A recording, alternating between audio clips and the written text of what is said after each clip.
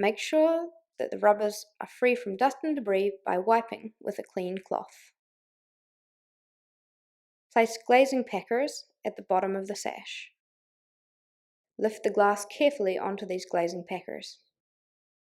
Use your glazing wedge to lift the glass enough that you can slide the glazing packers flush with the inside edge of the glass.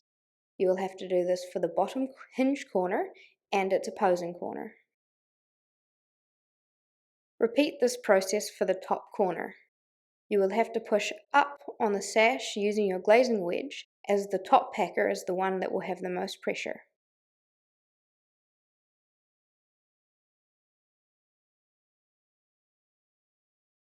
Check the function of the window before you continue with the glazing process.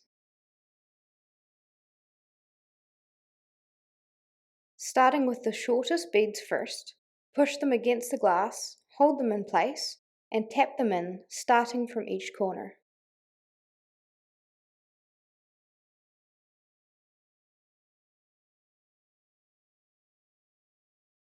Bend the longer beads into place, ensuring that the mitered corners are neat and even.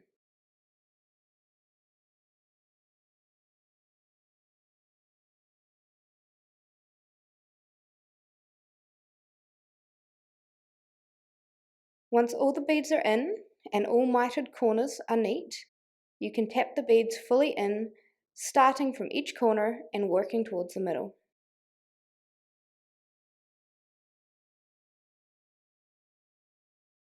You may have to tap the exterior of the frame to remove any bows occurring in the glazing process.